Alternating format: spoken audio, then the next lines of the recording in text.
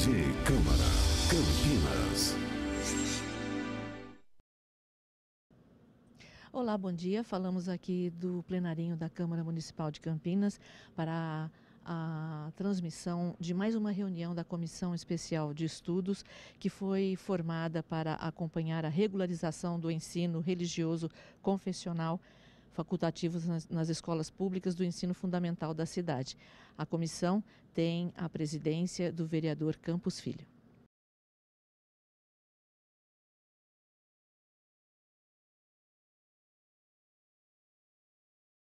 Como disse agora há pouco a Ana, cumprindo a pauta da nossa comissão, que é a segunda reunião da comissão especial, que tem a finalidade de acompanhar a regulamentação do ensino religioso confessional facultativo.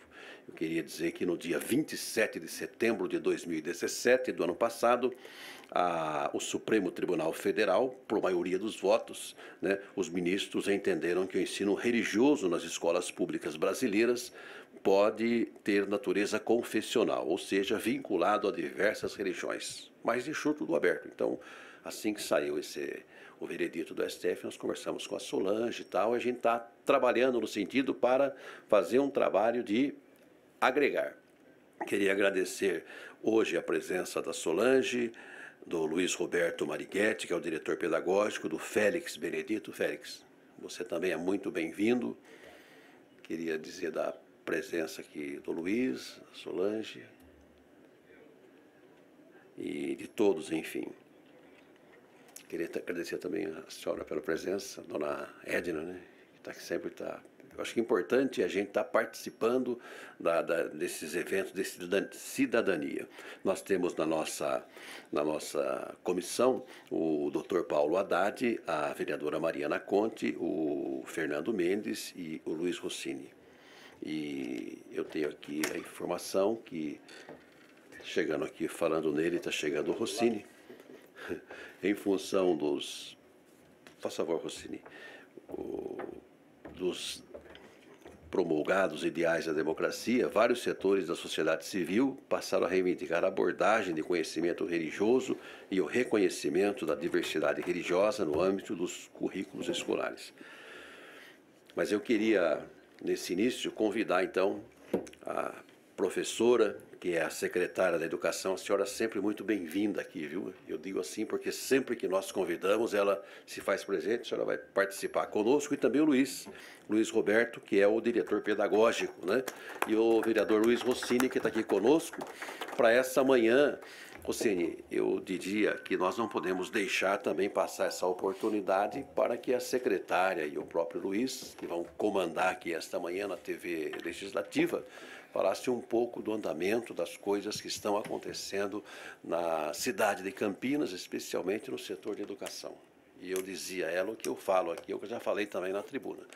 E pode ser às vezes forte, mas nós precisamos, o Brasil precisa parar muitas vezes com esse complexo que a gente chama complexo de vira-lata.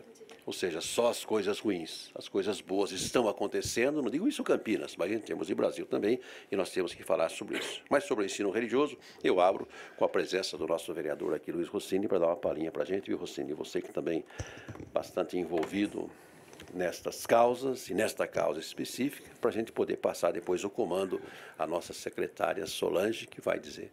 E também a secretária, falando em secretária, está aqui a assessora da vereadora Mariana Conte. Como é que é seu nome mesmo? A Thalita, que está aqui também. Aliás, a Mariana, viu, secretária, ela passou para a gente já vários nomes da Unicamp, que também serão depois convidados a participar conosco. Mas Luiz Rossini. Bem, obrigado, bom dia. Primeiro, cumprimentar o vereador Campos Filho pela iniciativa. Não tenho dúvidas que esse tema é relevante, importante e bastante atual. Cumprimentar a secretária Solange Pellicer, nossa secretária municipal de educação, o Luiz, diretor pedagógico da secretaria, todos os presentes.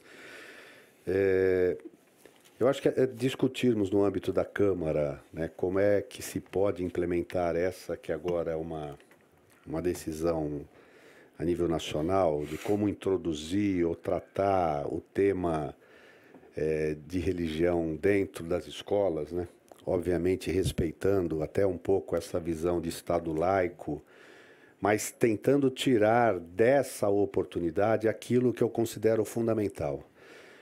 Nós temos que buscar desenvolver um processo de educação de valores.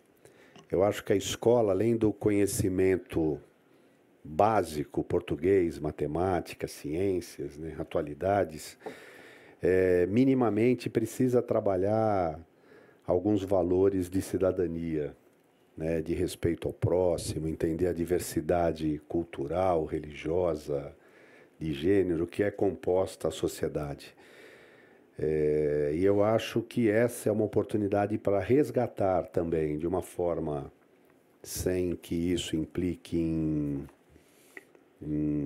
como é que eu podia dizer, a defesa dessa ou daquela religião, proselitismo religioso, sem buscar conversão, né? Mas mostrar também para as crianças, né, que essa relação do homem, da humanidade com um ser superior, né, com coisas que estão além do nosso dia a dia, da vida material, vamos dizer assim, é algo que faz parte da nossa história. Quer dizer, se buscarmos na história falar um pouco da cultura indígena, nós veremos quantas manifestações de religiosidade que havia presente na tradição indígena, os africanos que vieram para cá, né, turistas compulsórios, né, contra a vontade, também tinham a sua profissão de fé, as suas crenças. Eu acho que na Idade Média, Idade Antiga, a gente vai ter vários exemplos disso. Eu acho que resgatar isso a partir de uma perspectiva de que isso possa servir para as pessoas poderem se situar nesse momento, nesse tempo, né, como partícipes de um projeto maior que transcende apenas a questão da escola, é muito importante. Então, eu acho que a gente pode também, em Campinas, buscar caminhos para fazer isso de uma forma bastante responsável, séria e que produza os resultados que todos esperamos. Obrigado. Muito bem, obrigado, vereador Luiz Rossini. E eu queria passar, então, a palavra, antes de dizer da presença da Caroline, que é a secretária do nosso amigo, vereador, o Fernando Mendes, que também está aqui conosco. Seja muito bem-vinda também. E como geralmente o pessoal gosta de dados, viu, secretário? Eu tenho aqui os 10 top maiores das religiões no Brasil. Porque o Rossini falou uma coisa interessante, que a gente precisa evitar o proselitismo. E quando eu falava com a senhora algum tempo atrás, a gente falava assim, se tem alguém que está sendo prejudicado nessa história toda, são as religiões afro, não é? Então, hoje nós não temos uma só. Então, essa comissão também ela tem essa preocupação. Nós temos a católica com 65%, temos espíritas, evangélicos, budistas, umbandistas, testemunhas de Jeová, enfim, novas religiões orientais, enfim. Dentro dessa mudança também, no contexto, eu queria que a senhora falasse, então, e especialmente falando também sobre a educação, né? Educação municipal, como é que está sendo feito, o Luiz também está aqui, então vocês é que vão comandar nessa transmissão ao vivo que nós fazemos pela TV Legislativa. Aliás, eu abro um parênteses, antes da senhora começar, para dizer da nossa satisfação, viu, Rossini, em poder ver essas imagens da TV Legislativa. Quando nós tivemos aí essa iniciativa, eu falava com o Rossini sempre, isso na nossa administração aqui na casa, vamos implantar uma TV Legislativa. Ah, mas a TV Legislativa vai falar de polícia? Não, nosso negócio não é esse, não é programa policial, não é a coisa toda, a gente chama isso de jornalismo da paz, né? Por que que isso acontece? Porque é muito fácil você mostrar, bateu, apanhou, deu um burro, a mulher apareceu com o olho inchado e tal, não. Nosso negócio, TV Legislativa, não é esse. Nosso negócio é exatamente esse aqui, é buscar despertar a consciência nas pessoas. Muito bem-vinda, secretária. Muito obrigada. Eu que agradeço à comissão e ao vereador por essa oportunidade e por a Câmara de Campinas estar preocupada com esse tema e tendo debates e se preparando, né, para isso. Eu gostaria de falar um pouco como que funciona a educação pública no Brasil, né? Nós temos aqui no estado de São Paulo e em Campinas, nós temos o sistema estadual de educação e o sistema municipal de educação. tanto o sistema estadual, que cuida das escolas estaduais, como todos os sistemas estaduais e todos os sistemas municipais, eles estão subordinados ao Ministério da Educação. Quem rege a educação pública no país, não só a pública, a privada também, é a Lei de Diretrizes e Bases da Educação Nacional, que a gente chama de LDB, né? E que ela é de dezembro de 1996, e o MEC e o Conselho Nacional de Educação. Então, o Conselho Nacional de Educação, ele dá o regramento, a regulamentação de todas as leis. Então, nós estamos subordinados a esses órgãos nacionais, né? Portanto, a escola privada, por exemplo, ela tem um pouco mais de liberdade do que a escola pública. A escola pública também tem, de acordo com o sistema, a gente tem uma certa autonomia, mas em algumas questões. Aqui em Campinas, como é que funciona, né? O sistema estadual de educação cuida das escolas de ensino fundamental, que vão do 1º ao 9º ano, e do ensino médio. E o sistema municipal cuida das escolas de educação infantil, que vai de 0 a 5 anos e 11 meses, e do ensino fundamental, que nós compartilhamos uma parte com o Estado, de 1º ao 9º ano. No sistema municipal, nós temos também as escolas particulares, as escolas privadas, que nós que autorizamos, as escolas privadas de educação infantil. E o Estado autoriza as escolas privadas de ensino fundamental e ensino médio. Além de autorizarmos, darmos autorização, que tem toda uma documentação para isso, nós também que supervisionamos essas escolas particulares de educação infantil. Este ano, o nosso grande desafio é a BNCC, que é a Base Nacional Comum Curricular, que todas as escolas do Brasil têm que seguir, tanto as públicas como as privadas, né? Tem que seguir a BNCC. Este ano é o ano da implantação da BNCC, para iniciar na sala de aula em fevereiro de 2019.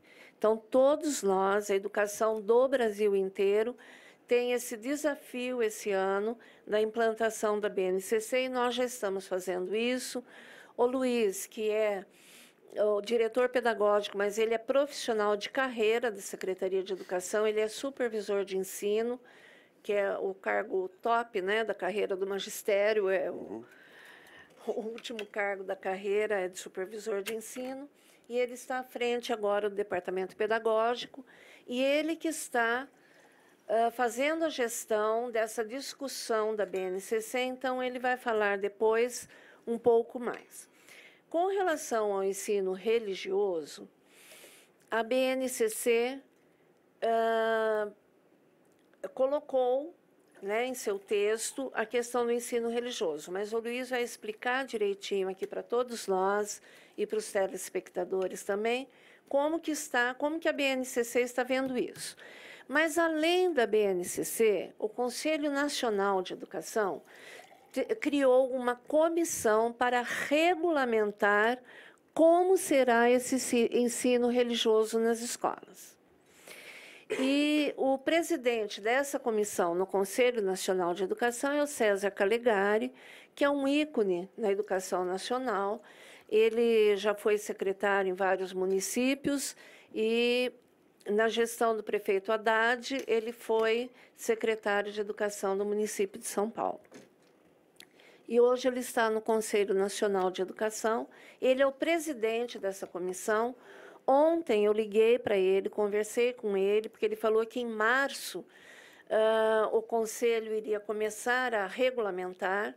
Ele disse que está muito no início ainda essa regulamentação e que fase que eles estão promovendo debates nacionais. Eles estão fazendo a agenda para esse ano de debates nacionais. Então, é muito interessante essa comissão estar acompanhando para participar dos debates, porque nesses debates todo mundo vai poder dar sugestão, né, dar opinião,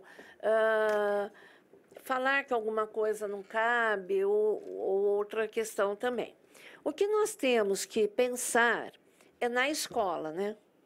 Na dinâmica da escola, no dia a dia da escola, certo? Nossos alunos estão ali para aprender, né?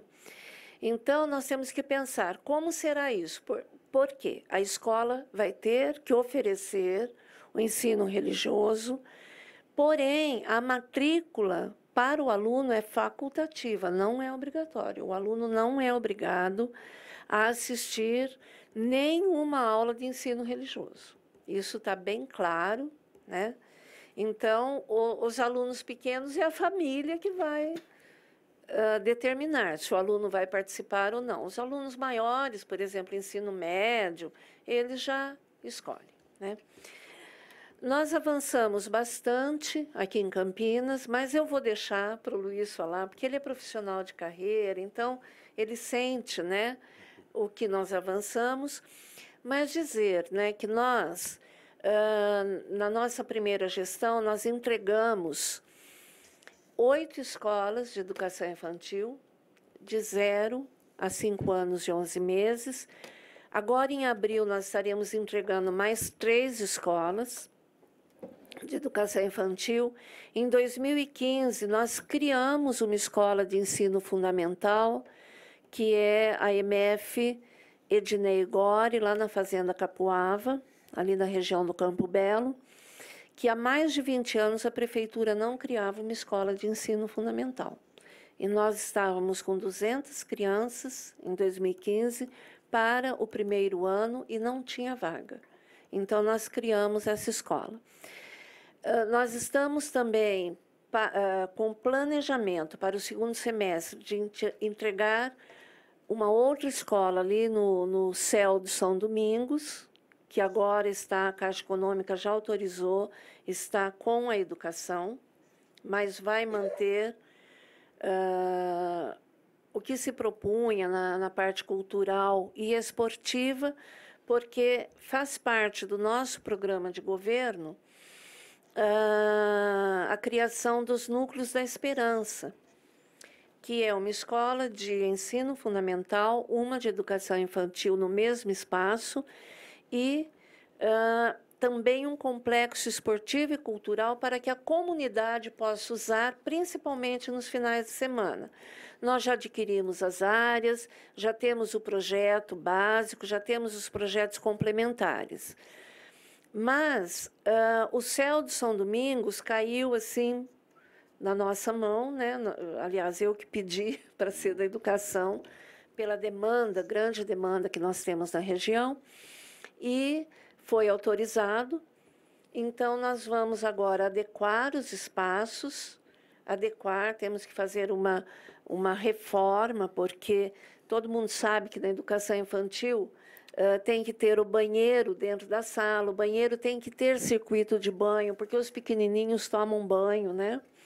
Então, tem que ter esse circuito. Então, nós já estamos com a planta pronta e nós vamos iniciar, então, as reformas necessárias e pretendemos iniciar a escola lá no segundo semestre. Então, nós temos corrido atrás, temos trabalhado muito, temos feito muito dentro das nossas possibilidades, principalmente financeiras, né? Que todo mundo sabe o caos que foi o ano passado.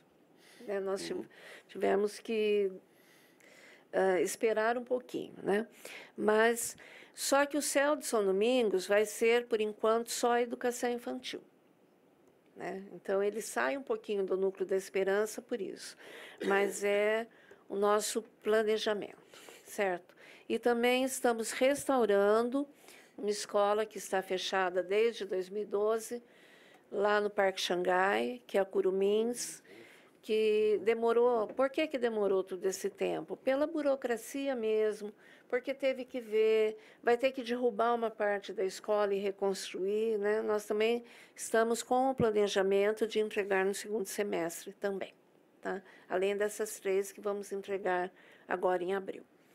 Então, eu gostaria agora de passar para o Luiz, se for necessário, eu também vou falando um pouquinho. Nós vamos fazer um bate-bola aqui, tudo bem? Então, Luiz. Eu queria só lembrar aos telespectadores que esta é uma transmissão ao vivo na TV Legislativa e nós estamos falando sobre educação de Campinas, especialmente a introdução do ensino religioso e também as coisas que estão acontecendo na Secretaria de Educação, no setor de educação aqui da cidade de Campinas. Eu acho que tem certeza, secretária, que essa criação desses núcleos, o núcleo da esperança, nos finais de semana principalmente, vai servir a um ponto que nós batemos sempre, que é você agregar a família também, né? Sim. Hoje passamos por momentos difíceis, desagregação familiar, então vai ter essa oportunidade de se agregar à família. Nós estamos aqui com a secretária Solange Perisseri e com Luiz Roberto Marighetti, que é o diretor pedagógico da Secretaria Municipal de Educação, que vai falar para a gente também a respeito desse assunto. Luiz, você é muito bem-vindo aqui, viu? Obrigado, bom dia a todos. Queria inicialmente pedir desculpa, porque, como vocês já puderam perceber, estou com uma crise alérgica bastante forte. Então, não sei se vocês vão aguentar ouvir minha voz o tempo suficiente.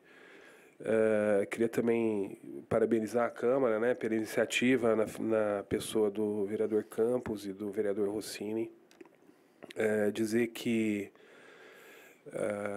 essa preocupação que a Câmara tem com esse tema, para nós é importante, porque para nós profissionais da educação, algumas mudanças que vem acontecendo nos últimos anos no âmbito nacional e aí com impacto nos municípios tem deixado a gente um pouco angustiado. Eu vou depois explicar um pouco na linha do que a secretária falou, a nossa condição atual. Eu acho que vai ficar um pouco mais claro o que eu estou dizendo agora. Mas algumas questões vêm deixando a gente com um pouco de angústia, porque as mudanças elas vêm ocorrendo sem a devida discussão e preparação. Então a gente fica sempre num cenário de não saber o que está após a curva, né? E isso, para quem lida com política pública de uma maneira geral, mas principalmente com educação, é um problema. Então, eu queria aproveitar para parabenizar a Câmara, porque eu acho que vem um pouco de encontro dessa preocupação que a gente tem.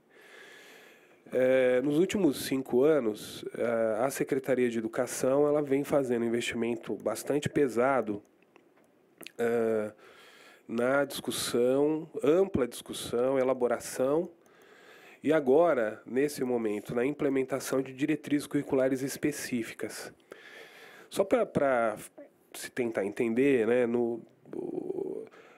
pela Constituição Federal e pela Lei 9394, a Lei de Diretrizes e Bases da Educação, o currículo nacional, ou seja, as orientações curriculares para o Brasil todo são dadas pela União, sobretudo pelo Conselho Nacional de Educação, que é o órgão que normatiza o Sistema Nacional de Educação.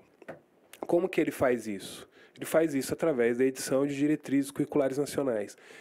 Normalmente, essas diretrizes são acompanhadas, são compostas, né, por uma resolução e por um parecer. Normalmente, o parecer vai dar uma fundamentação um pouco mais textual, né, para essa resolução, mas traz um regramento mínimo e esse regramento ele é imposto para os demais sistemas. Então, um pouco corroborando com o que a secretária falou anteriormente, as diretrizes que são editadas no âmbito da União, né, por força do Conselho Nacional de Educação aprovadas pelo Ministério da Educação, elas são uma imposição legal, né? Os sistemas estaduais e municipais são obrigados a implementar.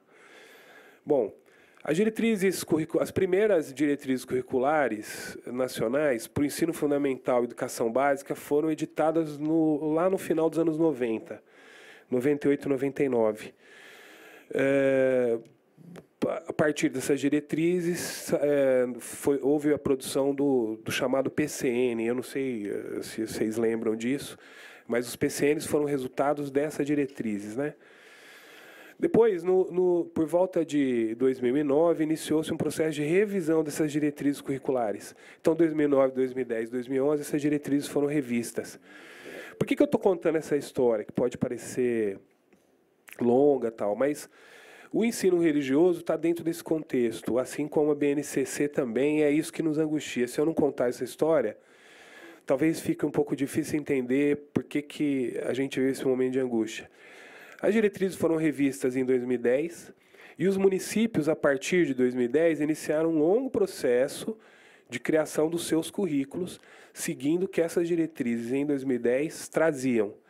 E Campinas fez assim. Como uma rede bastante grande, com um número bastante grande de profissionais, eu acho que todo mundo aqui consegue ter ideia da dimensão que é lidar com a produção de forma participativa de um currículo para uma rede desse tamanho. A gente não queria comprar um sistema de ensino, uma apostila. A gente queria apostar que os profissionais da rede eram capazes de, a partir de um processo de participação, produzir um currículo. E assim a gente vem fazendo. Nos últimos 5 anos, esse investimento tem sido pesado e nós estamos na reta final de produção. Os últimos cadernos estão sendo produzidos. Caderno de educação especial, que traz diretrizes específicas para o atendimento de educação especial, ética e cidadania, e educação física. São os cadernos que estão em fase final, são os últimos.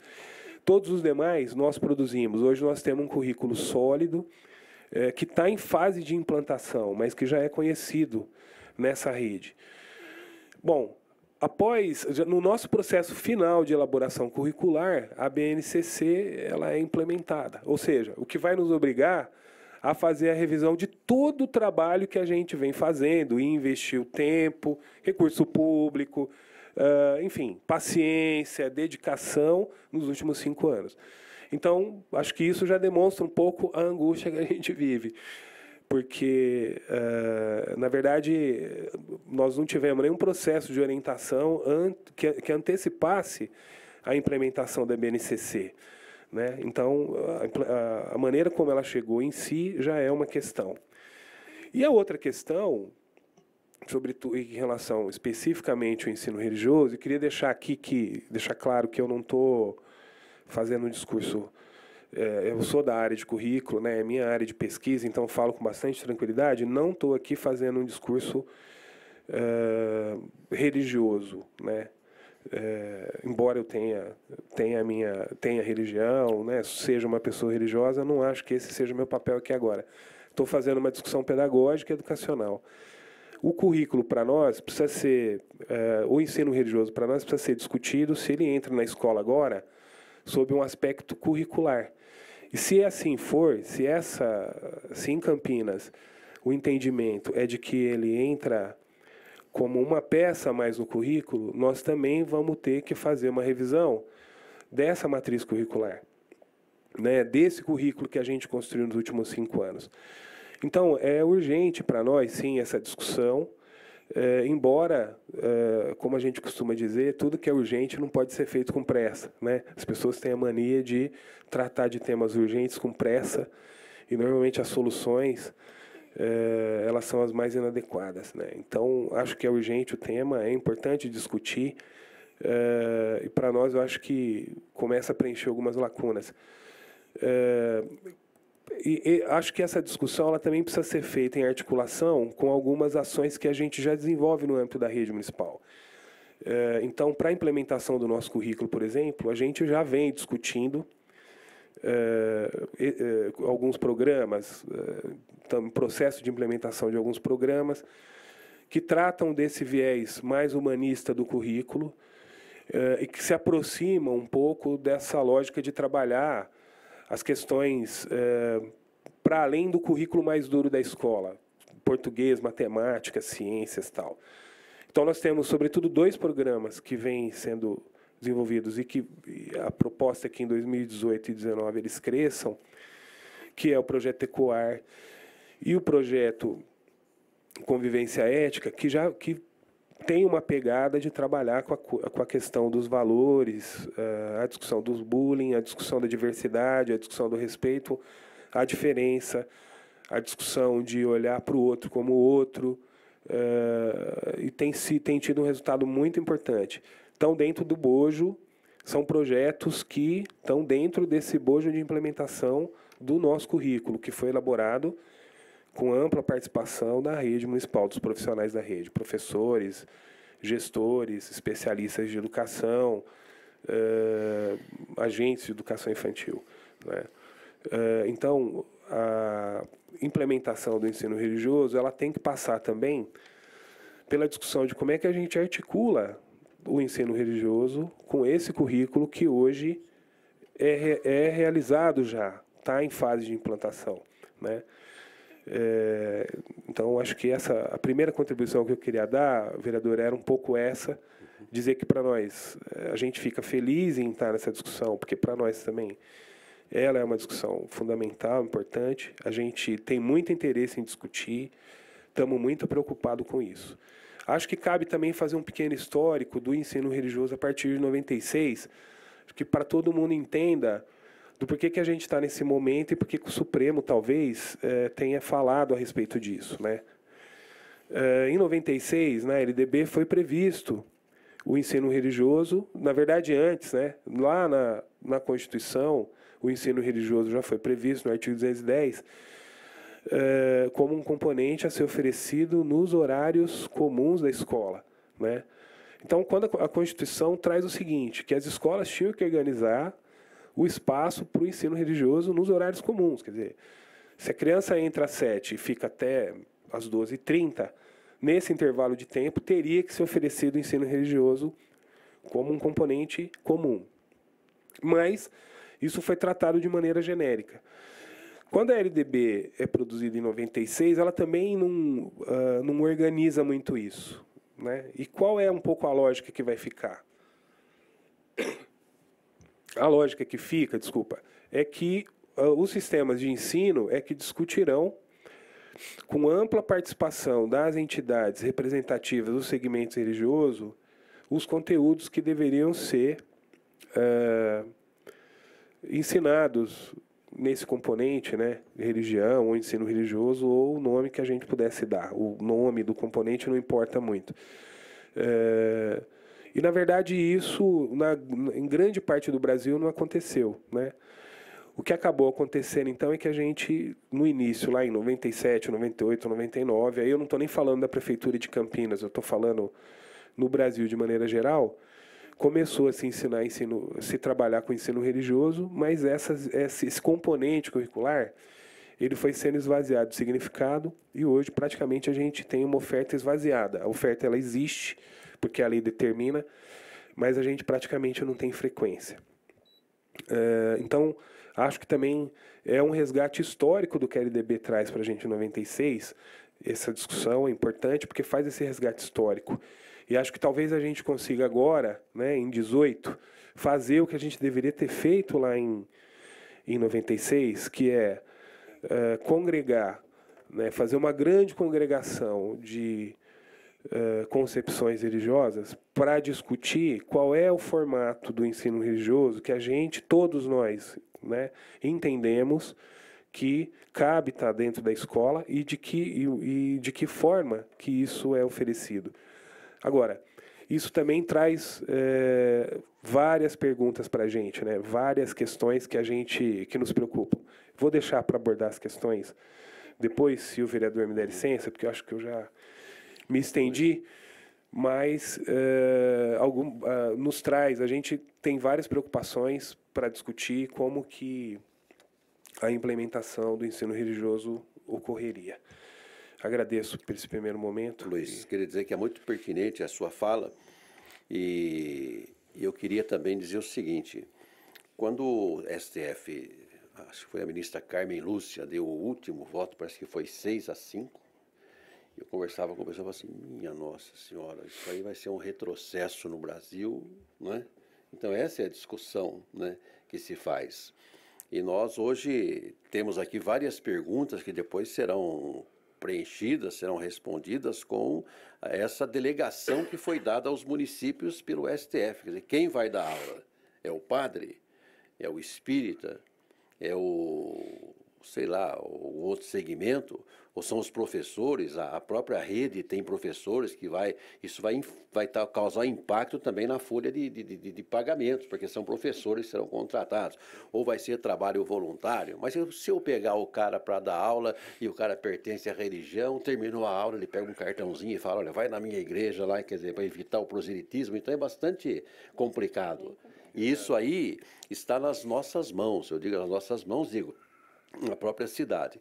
Mas a Solange falou, Solange, sobre o BNCC, que criou uma comissão para regulamentar isso. Eu acho que a chave, uma das saídas, está nessas reuniões, até podemos trazer, inclusive, aqui, né, o César. César Calegari. É, o César, que talvez pudesse também dar mais subsídio. E o César é que vai, nesses debates, eu já queria, inclusive, já encaminhar, o Rossini, que a nossa comissão colocar uma pessoa, né, para um vereador, para acompanhar esses debates, para a gente chegar a um denominador comum para fazer esse entrosamento aqui com a educação, né? Sim, é o CNE, o Conselho Nacional de Educação, né, que vai regulamentar. Então, tudo isso depende, porque o Conselho, ele regulamenta o mínimo ou como vai ser. Por exemplo, essas questões que o vereador traz, né? Vai ser um professor? Vai ser voluntário? Tudo isso é o Conselho Nacional de Educação que vai regulamentar. E quem não quer assistir a aula fica para fora, vai ter alguma outra coisa? Agora, aí as escolas precisam se organizar, só que para a escola poder ter essa organização, primeiramente tem que saber como que vai funcionar esse ensino religioso. Já teve discussão aí nacional, porque eu pertenço a um DIME, que é a União Nacional dos Dirigentes Municipais de Educação, e a Undime, principalmente a Undime São Paulo, é muito participativa. Eu sou da diretoria da Undime, aqui da região de Campinas, e nós temos discutido muito isso, né? Como vai ser? Então, já foi dito assim, uma sugestão que deram. Cada escola escolhe, junto com o conselho de escola, né? Tem os pais representados, professores. Então, cada escola escolhe qual a religião que ela vai praticar. Porque se todas as religiões forem ter espaço, não vai ter horário para isso, né? Então, tudo isso está sendo discutido. E nos debates que o Conselho Nacional vai fazer, tudo isso vai vir à tona, né? Todas essas questões. Exatamente. Como que a escola vai trabalhar com isso? Qual vai ser o horário, qual vai ser o período, qual vai ser o espaço, né, que a escola terá? Porque nós temos que pensar no dia a dia da escola. Eu sempre falo, desde que eu assumi a secretaria em janeiro de 2013, eu falo para todo mundo que fica no 9º andar, né? A secretaria fica no 9º andar da prefeitura. Eu falo, o nosso olhar tem que ser para a escola. O nosso foco é o aluno está na escola, então o nosso olhar tem que ser para a escola, né? A escola tem que ensinar, o aluno tem que aprender. Então, nós temos que ser coerente, né? E pensar na dinâmica da escola. Como que é o dia a dia da escola? Como que é essa dinâmica? Nós temos uma grade curricular que nós temos que cumprir, né? Cada disciplina tem um mínimo de horas semanais, né, que tem que acontecer. Então, tudo isso vai ser uma organização, tem que ser uma organização muito planejada mesmo, né, para não ser mais um encargo para a escola, porque o que nós sentimos na federação, né? Tem o regime de colaboração que é previsto até no Plano Nacional de Educação, mas esse regime de colaboração entre os entes federados, hoje ainda não acontece. Tem vindo muita responsabilidade para os municípios sem os devidos recursos. Então, os municípios não aguentam mais. E como o vereador falou, se for um professor, isso vai impactar no orçamento da prefeitura, mas principalmente na lei de responsabilidade fiscal, né? Então, quer dizer, tudo isso são várias questões que têm que ser vistas, né? E tem pessoas que olham só para aquilo, né? E não pode. A gente tem que ver o todo e tem que ser muito bem planejado e muito bem estruturado. Nós estamos, muito bem, estamos discutindo aqui com a Secretaria de Educação de Campinas a implantação do ensino religioso no currículo escolar nas escolas aqui de Campinas, digo de todo o Brasil. Então, nós estamos falando, claro, mais Campinas. É bastante complexo, eu queria, antes de passar a palavra ao Rossini, que tem algumas indagações a fazer. Uma vez nós estávamos reunidos numa empresa e também surgiu isso muito tempo atrás, já muitos anos atrás, falou assim, olha, vamos fazer um momento de oração na hora do almoço, né?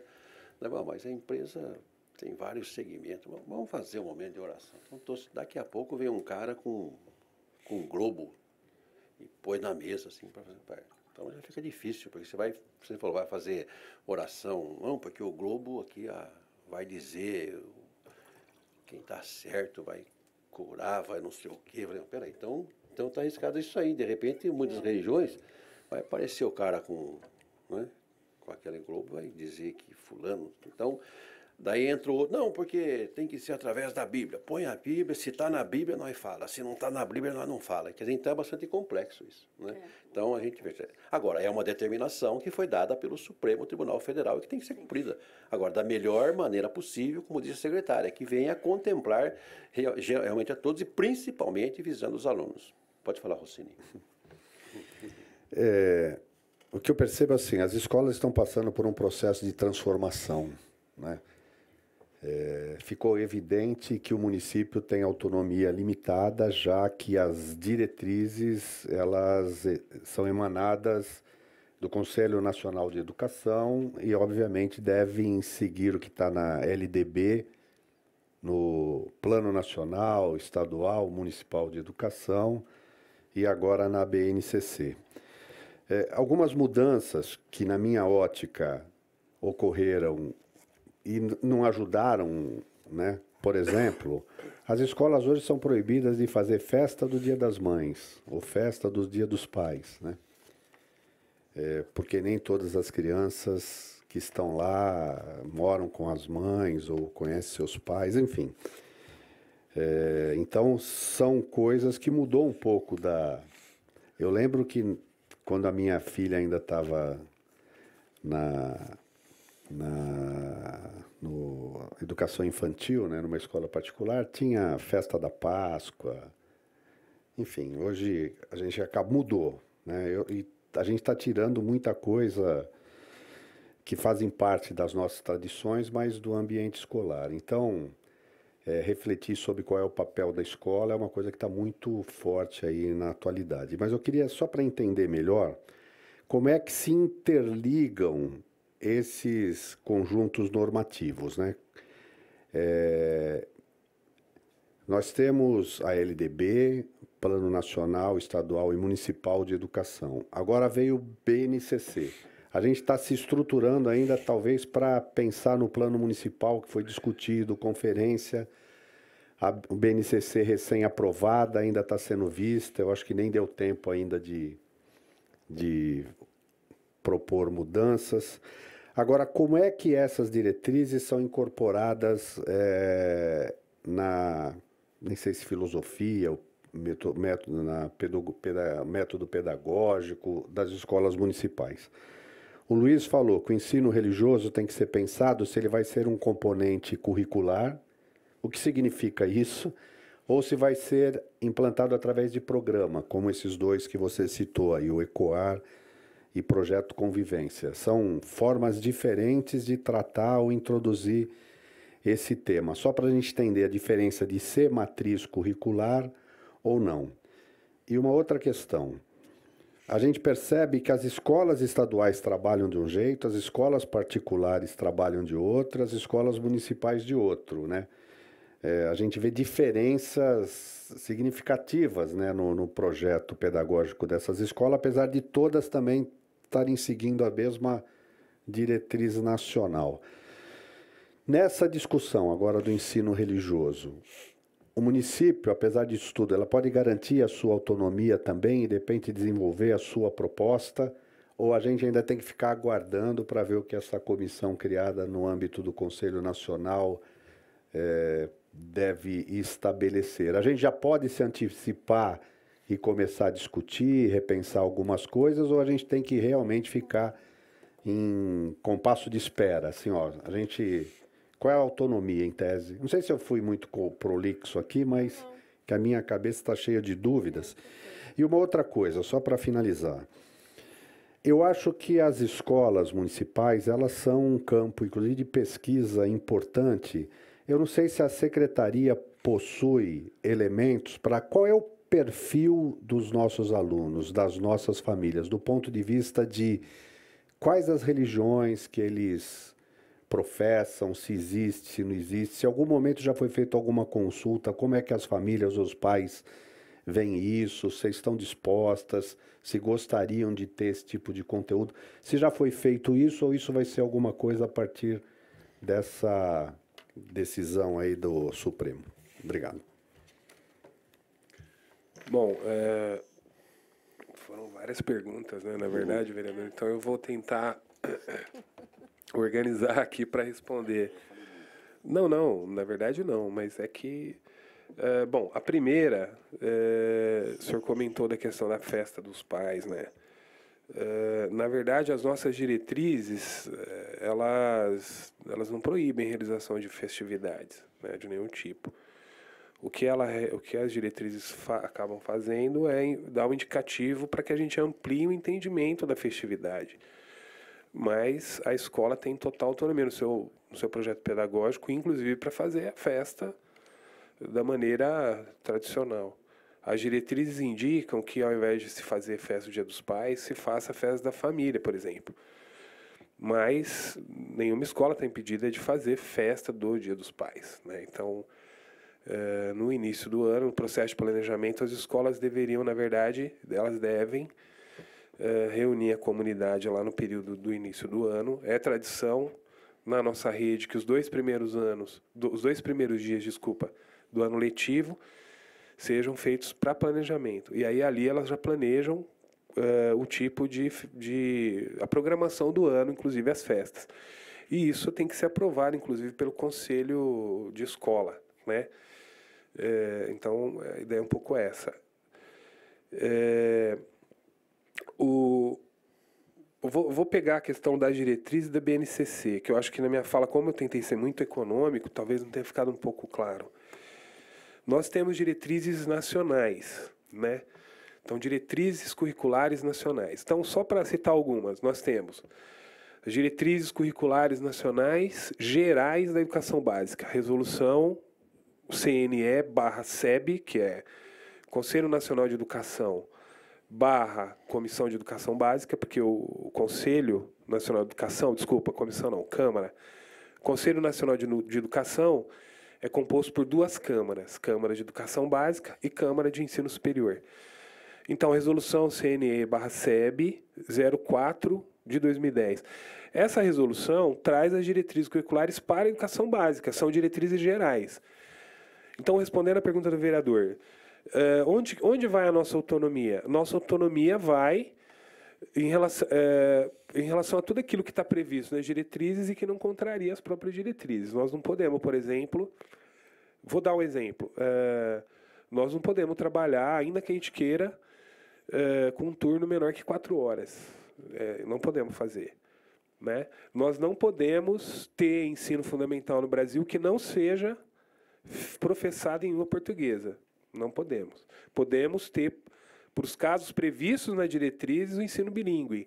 Que, por exemplo, escola de ensino fundamental destinada para populações indígenas, nós podemos ter. Mas não podemos ter uma escola de ensino fundamental em alemão, ainda que seja numa comunidade onde todos falem alemão. Se for no território brasileiro, tem que ser ministrado em língua portuguesa, ainda que eles falem alemão. Vão ter que aprender português. Por que é assim? Porque a gente não gosta do alemão? Não, porque as diretrizes definem que ensino fundamental tem que ser professado na língua nacional, que é a língua portuguesa, oficial. Então, esses são exemplos de questões que não nos cabe autonomia nesse quesito. Outra questão. Então, duração dos cursos. Outra coisa, ensino fundamental não pode ser realizado à distância. Outros segmentos, né? Educação de jovens e adultos, a modalidade de educação de jovens e adultos, o ensino superior, você pode oferecer à distância. Tanto que hoje a gente tem graduações aí diversas, semipresenciais ou totalmente à distância. O ensino fundamental tem que ser oferecido necessariamente de forma presencial. Então, isso são exemplos de questões que não nos cabe autonomia. O que ocorre? Quando uma diretriz ela é definida lá em cima, ela não define necessariamente o currículo. Desculpa, pessoal. Ela define diretrizes bem gerais. A gente precisa pegar essas diretrizes e produzir o currículo necessário, né? O que a gente... que são vários documentos. Inclusive, nós vamos chegar na grade lá de conteúdos, que a gente chama de grade curricular. Vários nomes a gente pode dar, né? Então, o que ocorre, a articulação é mais ou menos o seguinte. Você pega as diretrizes gerais, que são emanadas pelo Conselho Nacional, produz diretrizes municipais e, a partir das diretrizes municipais, elabora uma proposta curricular. Porque o que é feito lá no dia a dia, por exemplo, se o professor vai ensinar, um exemplo, nem sei se isso é ensinado ainda hoje, que faz tempo que eu saí da escola, né, como vocês podem perceber. Mas se vai ensinar a equação de segundo grau lá no 8º ano, é no currículo que vai ser definido. Agora, tem um passo longo até chegar nessa definição, né? O que ocorreu, então? Esse passo a gente já tinha tomado, nós e outros municípios. Claro, muitos não tomaram, mas nós tomamos. Os municípios maiores fizeram isso. Que foi o quê? Pegar essas diretrizes lá em idos de 2010 e investir para elaborar um currículo, porque a gente precisava fazer a escola funcionar. O que ocorreu, então, agora? A BNCC, ela não é só uma diretriz, ela é também um apanhado de conteúdos. O que vai nos obrigar a rever um currículo que a gente está em processo de implantação. Eu não sei né, acho que é bom usar uma analogia do futebol, porque como no Brasil a maioria das pessoas entendem futebol, quem joga futebol, a gente costuma dizer que o pior momento que tem para você roubar a bola do adversário é no momento que a defesa está saindo para o ataque, porque não tem como se recompor. É mais ou menos o momento que a gente enfrenta agora. Porque a gente está implantando o currículo, os professores estão iniciando o processo, e agora nós vamos ter que rever. Então foi o pior momento que o Ministério da Educação podia ter feito para implantar a BNCC. E tem um outro detalhe importante, que o senhor não perguntou, mas eu tomo a liberdade, inclusive em relação ao ensino religioso, eu, no meu entendimento, quer dizer, eu não sou da área jurídica, eu sou professor, né? Sou professor de história, então quem sou eu para falar de... Mas, no meu entendimento, a BNCC, inclusive, extrapolou a prerrogativa, porque ela traz uma série de conteúdos voltados, inclusive, para o ensino religioso, e a lei diz que os sistemas de ensino é que definirão. Né? Lembram na minha fala anterior? Os sistemas de ensino definirão os conteúdos após ampla consulta com as entidades representativas dos segmentos religiosos. Mas a BNCC já traz aqui. E aí, inclusive, para alertar o vereador Campos, olhando para o conteúdo que ela traz, eu não consigo entender que esse conteúdo está articulado com uma opção de ensino religioso confessional, que é o que o Supremo se posicionou. No meu entendimento, o conteúdo que a BNCC traz está articulado com uma opção de ensino religioso antropológico, não confessional. Só para explicar a diferença, uma coisa é ensinar sobre religião, né? Outra coisa é ensinar sobre uma religião específica, que aí seria o ensino confessional. Aí entra na terceira pergunta que o vereador fez, o vereador Rossini, que é o seguinte: a gente pode trabalhar como componente curricular ou como programa. É mais ou menos o seguinte: como componente curricular, é como está previsto hoje na maioria das matrizes curriculares do Brasil afora, né? Então você tem ali português, matemática, história, geografia, ensino religioso, no meio da grade de horários. Você oferece e você define, no âmbito do sistema municipal, qual professor de qual disciplina estaria habilitado para dar ensino religioso. Hoje é como funciona na maioria das cidades e dos estados. Normalmente são os professores da área de humanas. Normalmente o professor de história, né? Normalmente história ou geografia e tal. Ou artes, professor de arte também, muitas vezes habilitado para trabalhar ensino religioso. E ele vai desenvolver um programa com esse foco mais antropológico da religião. Então ele vai trabalhar a questão dos valores religiosos, conhecimento histórico, a questão da escrita, né? Esse processo. Ele não vai trabalhar não é um ensino catequético, vamos dizer assim. Ele não vai trabalhar os fundamentos, por exemplo, do catolicismo, a questão dogmática, a fundamentação dogmática. Ele não vai trabalhar isso. Isso, portanto, seria um foco curricular, né? Como focar o ensino religioso do ponto de vista de um componente curricular. Seria assim. Se a gente for trabalhar com o ensino confessional, aí começam a surgir algumas perguntas, né? Por quê? Começam a surgir algumas dúvidas que nos angustiam um pouco. Quem paga o professor? Primeiro. Segundo, precisa ser professor? Se nós vamos, por exemplo, optar, que nem a professora Solange fez, a escola se reúne e decide ali que, olha, aqui nessa escola nós queremos trabalhar com, sei lá, eu vou falar aqui, com shintoísmo. Né? Eu tenho uma comunidade shintoísta atendida aqui, ela é maioria, queremos trabalhar com shintoísmo aqui. Não tem nenhum professor shintoísta na cidade. Como é que a gente faz? A religião indica... Eu tô indo para um caso extremo, mas só para pontuar, são questões que a gente vai ter que pensar. Segundo, se a religião indica, ainda que a gente tenha o professor, o poder público pode remunerar? Hoje nós temos um problema, é um problema que está dado. Hoje não podemos. Então, o vereador Campos tocou num ponto fundamental, que é a questão de onerar o poder público. Mas eu vou além, porque uma coisa é onerar para que você contrate professores para o ensino religioso. Essa é uma questão. Gera o ônus, mas a gente tem os instrumentos jurídicos e institucionais para fazer. Agora, quando a gente trabalha com ensino confessional, hoje há uma limitação. Nós temos um único tipo de ingresso no serviço público municipal para ser professor, que é através de concurso público. Bom, então poderíamos pensar, não, vamos fazer então um concurso público, vamos proporcionalizar o número de fiéis na cidade e vamos fazer um concurso, separando. As pessoas podem também mudar a sua opção religiosa, né? Podem mudar de fé. Como é que a gente... Então, assim, são situações que a gente vai ter que discutir com muita calma, né? Para a gente para a gente conseguir construir um processo que seja bastante articulado. Então, acho que eu falei da questão da BNCC, falei também do componente curricular ou programa. A questão do programa seria uma vantagem, por quê?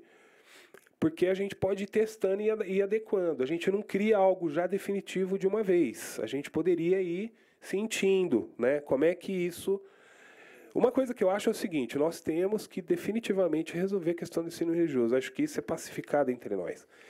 Mas eu acho que é aquilo que eu falei na minha primeira fala. É um assunto urgente demais para resolver com muita pressa. Precisamos ter um pouco de calma.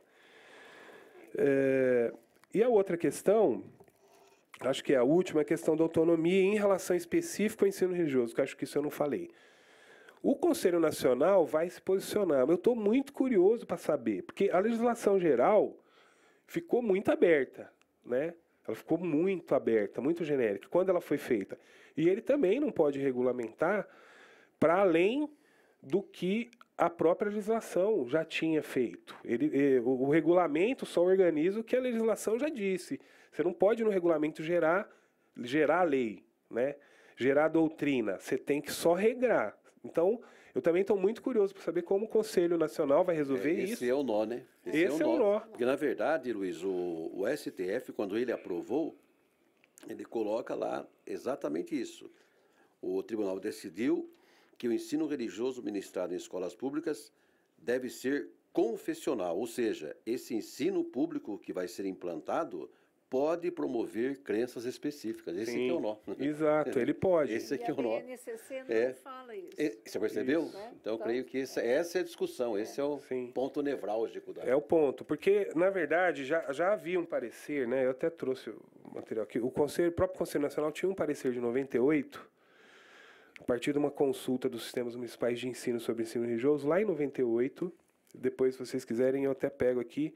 E esse parecer, ele já indicava que o ensino religioso poderia ser confessional. Então, na verdade, essa manifestação ela já tinha existido por parte do próprio conselho, né?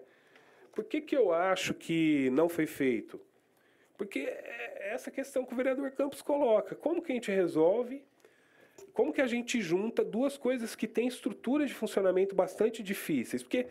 E não é à toa que, né, assim, é difícil a articulação. Quer dizer, a lógica de organização da religião ela é muito diversa da lógica de organização do poder público. Quer dizer, nós somos organizados a partir de uma rigidez muito maior. Não estou dizendo aqui que uma é melhor, outra pior, não é isso, não se trata dessa questão. Mas como é que a gente consegue inserir essa flexibilidade que as organizações religiosas conseguem dar com essa rigidez que o poder público tem? A gente tem regras muito definidas. E a gente, órgão de controle hoje, que nem a gente diz no interior, é mato. Tem muitos. Todo mundo controla a gente. Então a gente ainda tem que pensar nisso, tomar todo um cuidado com o que faz para não correr o risco ainda de ter que responder, né? Então, olha, o parecer 5 de 97 do Conselho Nacional de Educação, 5 de 97, é uma interpretação do artigo 33 da LDB. O artigo 33, só para deixar claro, é o artigo que traz o ensino religioso, compondo os horários normais da escola. Então, nesse parecer, o Conselho já disse lá atrás, olha, pode ser confessional ou pode ser infraconfessional, assim que eles usavam a expressão lá. Então, o que seria, assim, meu entendimento, né? Pode ser confessional nos moldes do que o Supremo está falando agora, ou pode ser como um componente curricular nos moldes do que a BNCC trouxe agora, porque a BNCC não traz o ensino de uma determinada religião. Se vocês puderem olhar, por exemplo, vocês vão ver que ela traz habilidades e competências que estão muito no campo do currículo, não da religião.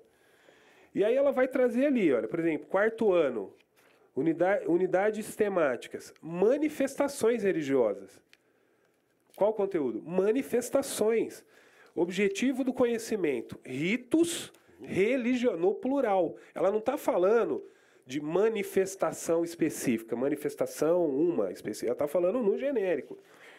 O outro conteúdo, crenças religiosas e filosofia de vida. Objetivo do conhecimento, ideias de divindade. Então é você trabalhar com a criança aqui do 4º ano o que é uma divindade, como surge a noção de divindade na história do homem e tal. Então é isso que eu disse.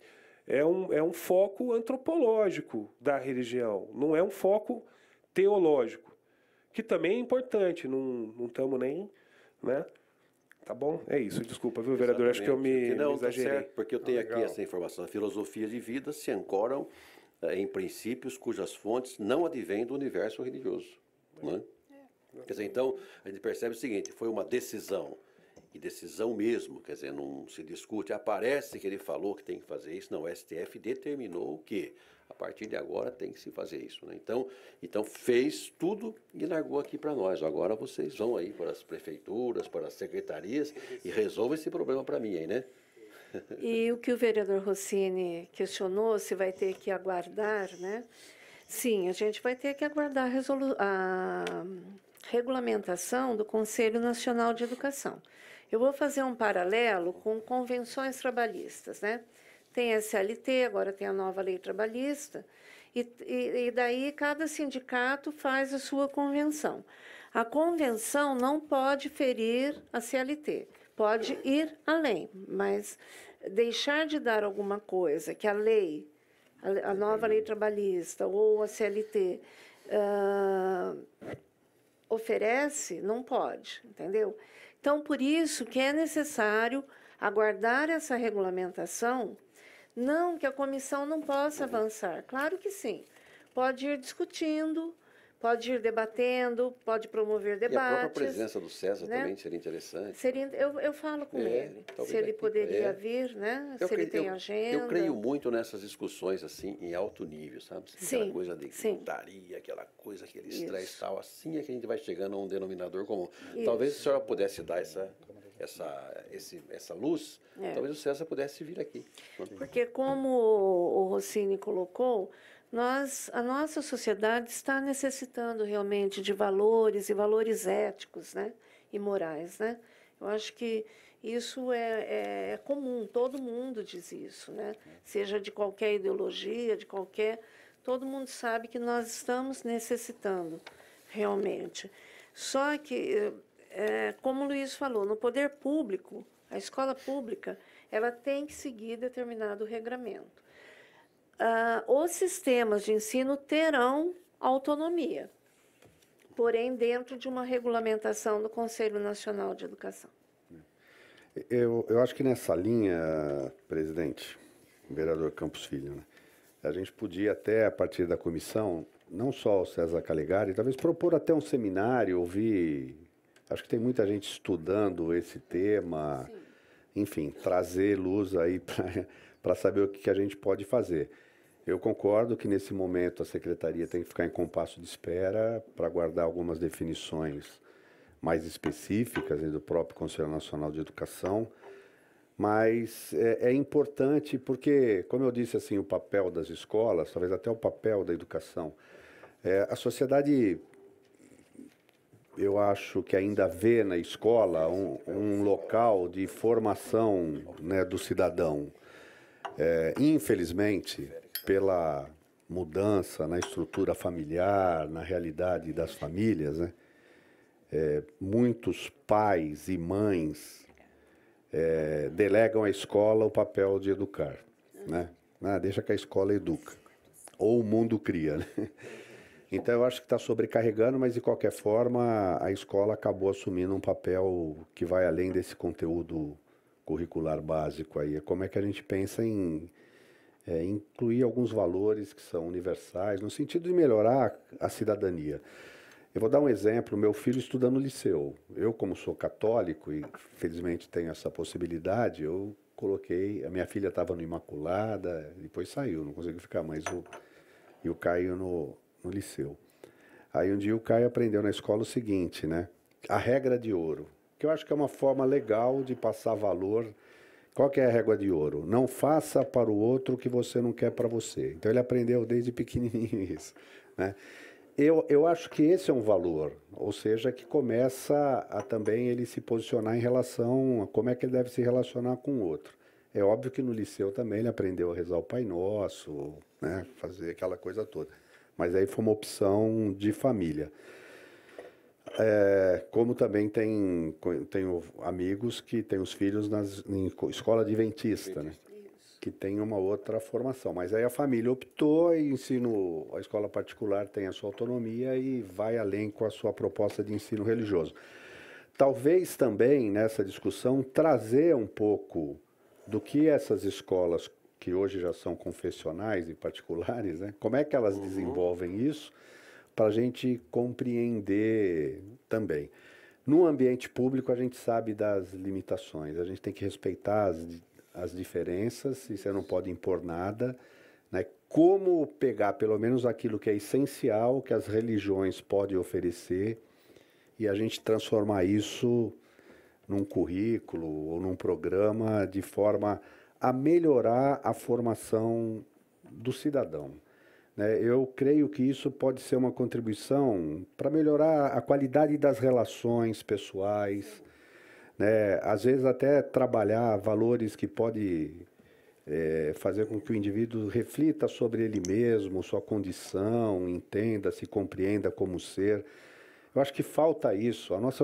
Falar de uma forma geral, a nossa juventude de uma forma geral está muito vazia, né? A gente está muito com os recursos tecnológicos, internet, nem as amizades são mais, como é que eu digo? São virtuais. É tudo virtual. Eu não sei até como é que a gente faz nesse novo momento aí que passa aí a sociedade.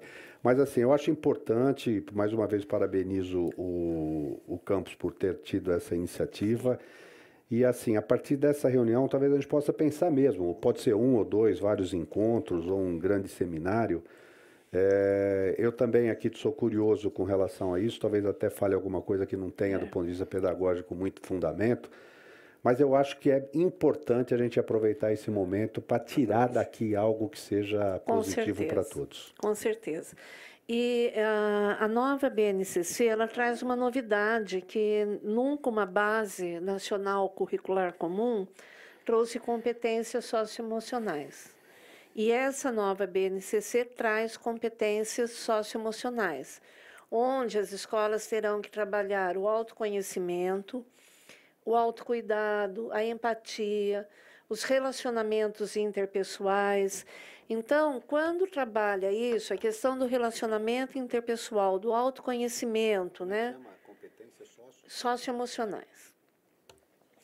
E a empatia, principalmente, né? Porque a empatia é você realmente se colocar no lugar do outro, na perspectiva do outro, não na sua. Não na sua, na perspectiva do outro. E, então, ter um olhar diferente. Isso, desde as nossas criancinhas lá da educação infantil, já vão conviver com isso. Eu sei da importância disso, porque eu sou especialista na área de inteligência emocional, e eu sei da importância disso. Eu, particularmente, fiquei muito feliz da BNCC contemplar. Então, muita coisa assim, desse relacionamento interpessoal, o respeito ao outro, né? Esse projeto que nós temos, que é uma parceria com a Unicamp, de convivência ética na escola, já trata disso também, né? Então, eu acho que a educação está caminhando para um outro patamar, né? Porque nós temos que cuidar dessa parte também da convivência entre os nossos alunos, né?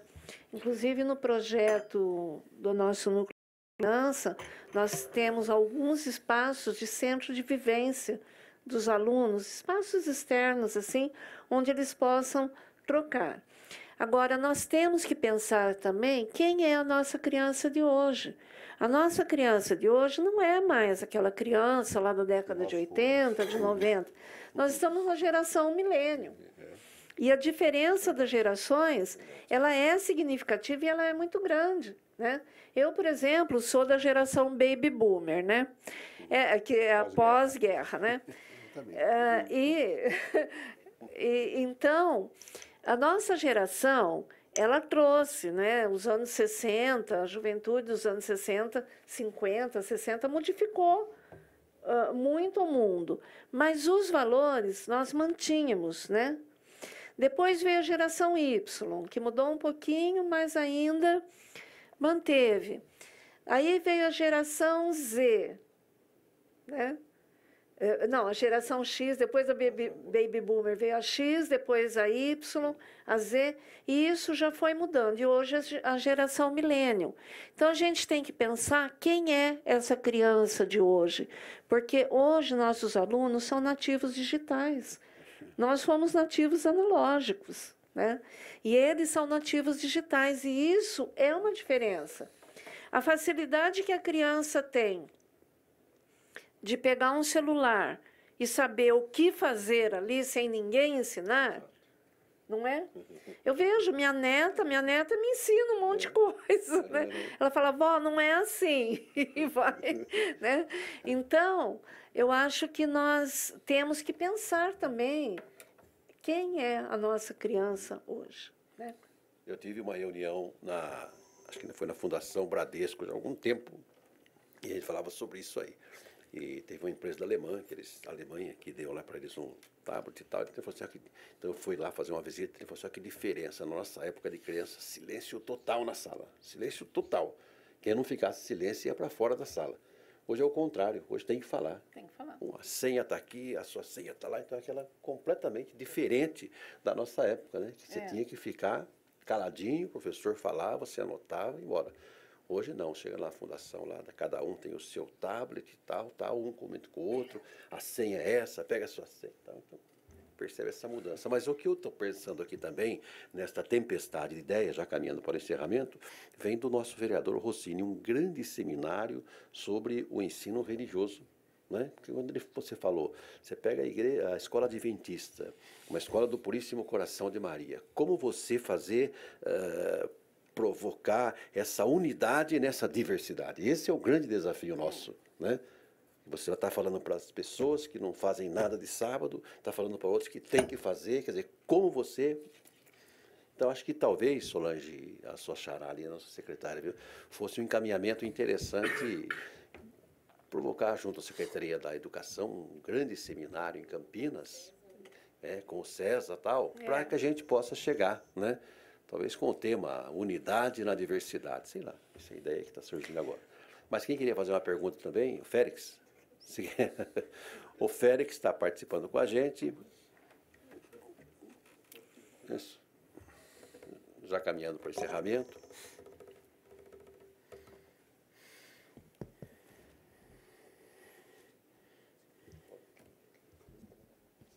Bom dia a todos, a minha secretária preferida, aos meus amigos Rossini, o próprio presidente da mesa e o parceiro aqui que eu estou conhecendo hoje, e a todos. Eu sou Félix Benedito Malaya, sou representante da Delegacia de Usuários da Defensoria Pública eleito para mais esses 2 anos e acompanhando, como sempre, a briga da nossa negraria, eu estou aqui.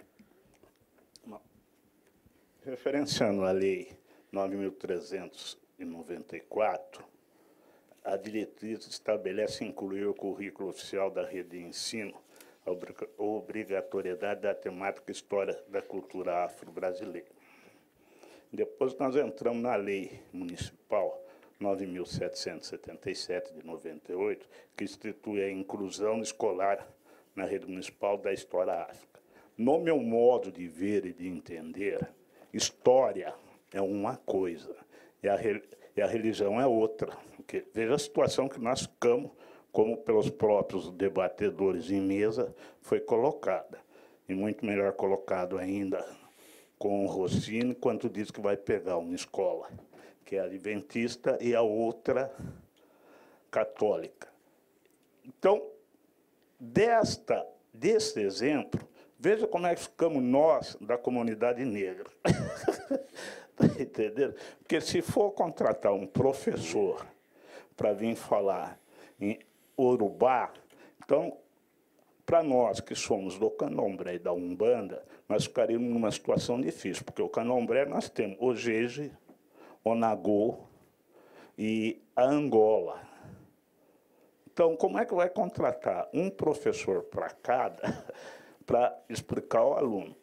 Por exemplo, eu, na condição de um cidadão negro, e a família já traz nos traços seu a Umbanda ou o Candomblé.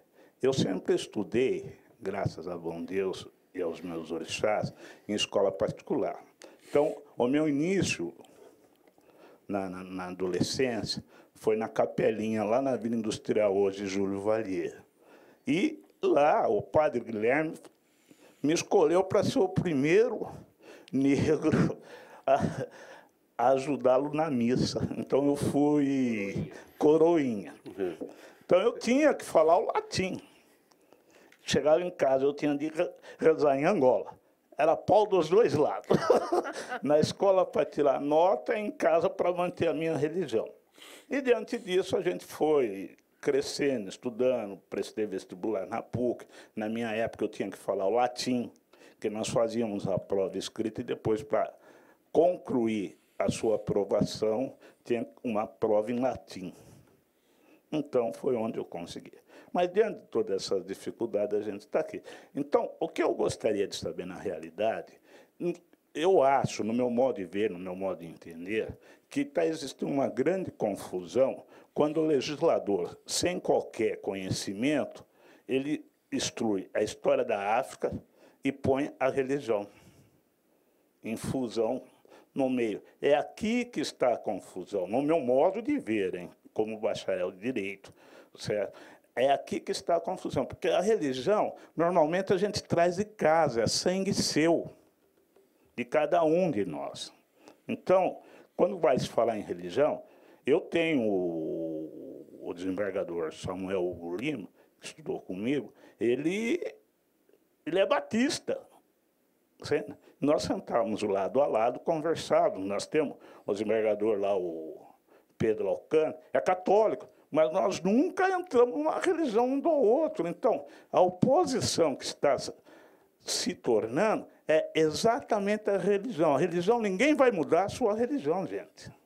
Está entendendo? Quem nasceu um bandista vai ser um bandista, quem foi para o candomblé é do candomblé, quem é católico é católico. Tanto é que, na minha época de escola, nós tínhamos que entrar na classe, qual era a obrigatoriedade primária? Cantar o hino nacional e rezar o Padre Nosso. E no domingo tinha que ir lá para carimbar o cartãozinho, senão era falta. Então, meu modo de ver, gente, me desculpa me intrometer. Aliás, fui convidado ontem às pressas para vir aqui me fiz presente, e agradeço. Na próxima, se quiserem me convidar, estou à disposição. Com certeza, Félix, com certeza. Aliás, Obrigado. se permite, eu acho que o Félix deu uma contribuição fundamental, né? Fala assim, a opção de religião se dá na família, né? E que a gente tem que respeitar. Como é que a escola trata isso? Eu acho, assim, eu acho que essa visão antropológica ela é necessária para saber quais são, etc., fundamentos, talvez faça parte. E a essência é a questão dos valores. Nós precisamos construir uma sociedade de paz, né? Como é que a gente busca, a partir daquilo que as pessoas já trazem de casa, que eu acho que nenhuma religião quer formar alguém para o mal, né? É lógico. Né? E o respeito. Como é que a gente faz isso e coloca de uma forma que todos possam compreender de uma forma harmoniosa e tal?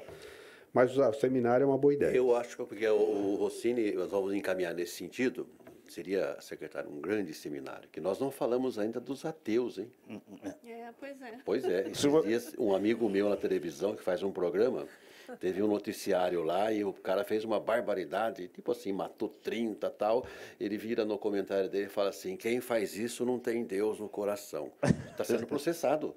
Está sendo processado. O cara falou assim, não, eu sou ateu, não tenho, mas eu não faço isso. Percebeu a complexidade da situação? Então, quem faz maldade é porque não tem Deus no coração. O cara falou, só aproveitando o gancho aí, eu ainda levo em exemplo uma irmã de um amigo meu que faleceu, a irmã do Cléo, a Lilian. Eu estou falando com a dona Solange, ela que conhece. O Cléo é engenheiro, ela é professora, isso. Ela, de repente, ela é testemunha de Jeová. Certo? Formada, curso universitário completo, certo? Especialista em língua, e, de repente, não fez a operação que precisava fazer, que era a transfusão de sangue, e veio a falecer. E o que a gente vai falar? Como é que eu ia mudar? Ô, fulana, vem aqui que eu vou te fazer um ebó para você melhorar. Vou dar um passe. Eu não faço. Está entendendo? Então, a crença da pessoa é a crença da pessoa. O que tem que se fazer, quando a gente fala em preconceito, essas coisas, é ensinar a criança a respeitar o próximo. Ele é negro porque ele nasceu negro. Você é branco, outro é amarelo, é japonês porque é japonês, mas as religiões não se confundem, gente. É a regra de ouro. É a regra de ouro. Obrigado. Eu agradeço, então, agradecendo a Solange. Tem mais alguém fazer algum questionamento? Então, nós vamos caminhando para o encerramento, agradecendo a Solange, agradecendo a Luísa, a Caroline, que veio aqui também representar, a Thalita, que está representando a Mariana, o Félix, a todos, enfim. Rossini, eu acho que foi altamente produtivo e fica esse seminário, sei lá, para a gente tentar conduzir da melhor maneira possível essa complexidade toda que existe em torno do ensino religioso. Eu acho que essa rápida discussão e reflexão mostra o tamanho do desafio que a gente tem pela frente. Exatamente. É o tamanho do desafio mesmo. Eu que quero agradecer a oportunidade, agradecer essa comissão que está com essa preocupação, e nós temos que dar as mãos, né? E para fazer o melhor eu acredito aqui muito nisso. em Campinas. Eu creio né? muito nisso, nessas reuniões assim, de paz, sem estresse, né? E agradecendo a TV Legislativa, né? pelo espaço que se abre, tentando levar isso também à discussão para a sociedade. Isso é Afinal, importante. nós somos servidores públicos, né? Exatamente. Todos nós temos que servir ao público, né? Essa é a nossa missão e a nossa função, né? Servir ao público. E na educação nós temos que pensar no nosso aluno em primeiro lugar. Muito bem, muito obrigado a todos. Está encerrado, portanto, então, a nossa reunião desta manhã. Você está vendo como é que deixa eu dar uma força também. Você já não bastante Ana, preciso entrevistar vocês. Logo na primeiro vai ser naquela. Ela é Ela vai encerrar e já vai fazer a entrevista. Esse ar-condicionado também não te ajudou muito. Não, e aí você teve essa coisa, eu nem pensei. Quem pensou, você desliga? Não, mas pelo amor de Deus, desligar aí sim que... Como é que fala? É alergia, né? Alergia, tô tomando antialérgico, aí você não sabe se piora, se melhora, porque... Encerrada essa primeira reunião da Comissão Especial de Estudos, que foi formada para acompanhar a regularização do ensino religioso confessional facultativo nas escolas públicas, do ensino fundamental aqui no município de Campinas. A comissão, que tem a presidência do vereador Campos Filho, contou hoje com a participação da secretária municipal de Educação, Solange Pellicer, do vereador Luiz Rossini, que é um membro da comissão, e do diretor pedagógico da Secretaria de Educação, Luiz Roberto Marighetti. Falo agora com a secretária de Educação. Olá, secretária. Como é que a Secretaria de Educação vê essa discussão, para a importância dela para Campinas? Eu acho que a iniciativa da Câmara de formar essa comissão, de estar estudando e estar principalmente conversando com a Secretaria, para nós caminharmos juntos e aguardarmos a regulamentação do Conselho Nacional de Educação e, a partir dessa regulamentação, definirmos o que queremos para Campinas, eu acho de suma importância. O que já existe de concreto aqui para a implantação do ensino religioso na rede municipal de ensino aqui em Campinas? Já existe algum estudo? Vocês já estão se preparando de alguma maneira? Nós já temos o que já vinha desde a LDB de 96, quando indicava o ensino religioso como deveria ser, mas atualmente nós temos que realmente aguardar, porque foi agora no final de 2017, né, a resolução da STF, e nós temos que aguardar a regulamentação do Conselho Nacional de Educação, que a escola pública tem que seguir essa regulamentação. Ok, secretária, muito obrigada, viu? Obrigada a você. Muito obrigada. Bem, agora nós vamos conversar com o presidente da Comissão Especial de Estudos, o vereador Campos Filho. Vereador, gostaria que o senhor falasse um pouco assim da importância dessa discussão para a nova geração. Para a nova geração. Acho que esse é o grande nó. A discussão, ela levando para um patamar que eu acho muito importante. Você ter a unidade na diversidade. Então, o ensino religioso nas escolas, como será feito? A autonomia que o Poder Executivo tem que ter, a Secretaria de Educação tem que ter, e que hoje é dado só a nível nacional. Mas eu creio que nós tivemos aí um grande avanço, dizendo como pode ser feito em Campinas e o acompanhamento que essa comissão vai ter também através do Conselho Nacional de Educação, né? Através do César, que é o presidente, que vai dar as coordenadas, mas a participação da comissão para tentar pelo menos dar um pitaco para dizer, olha, nós podemos seguir desse caminho, podemos fazer assim. Acho que esse é o trabalho, nesse momento, da comissão e da própria Secretaria da Educação. Na sua opinião, vereador presidente, qual está sendo a maior dificuldade nessas discussões? A maior dificuldade é você tentar conciliar tudo, como foi dito. Nós temos, por exemplo, escolas que professam uma religião, outra escola que professa uma outra religião. Nós temos grupos que são grupos de ateus, quer dizer, como fazer tudo isso, como conciliar tudo isso? Quem é que vai dar aula? Vai ser professor concursado? Isso vai aumentar também a despesa da prefeitura, vai entrar na lei de responsabilidade fiscal, ou vão ser pessoas que vão colaborar dando aulas, padres, pastores, espíritas. Então, tudo isso nós estamos discutindo para que não interfira nesse ou naquele setor. E sobre os encaminhamentos da reunião de hoje, essa foi a primeira reunião efetiva mesmo da reunião, né, da comissão. O que fica dessa reunião? Fica o seguinte, nós fizemos questão de trazer primeiro a secretária para agora começarmos a fazer esse trabalho através de Unicamp, através da PUC, são autoridades que também virão falar, e principalmente através do Conselho Nacional de Educação. O que é que nós sentimos? A princípio, não existe, por exemplo, uma novidade aqui em Campinas ou nas cidades. Por quê? Porque ficou do Conselho Nacional de Educação dar alguma diretriz. Bom, vereador, muito obrigada pela sua participação. Eu queria agradecer à TV Legislativa por essa grande contribuição que dá para a cidade de Campinas. Eu quero dizer mais uma vez, pela terceira vez, eu creio muito nessas discussões sem aquela, sabe, gritaria, enfim, eu acredito muito nisso. Então, a partir daí, nós vamos ter resultados altamente positivos e agradecer à televisão que esse é o nosso mote, essa é a nossa razão de ser, e agradecer ao nosso presidente, o vereador Rafa Zimbaldi, que abre esse espaço para que nós possamos levar isso aos telespectadores. Muito obrigada. Obrigado.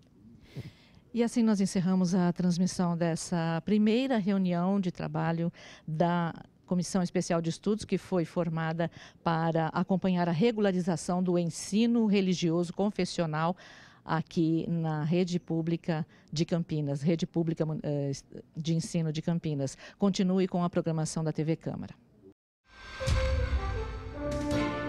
TV Câmara, Campinas.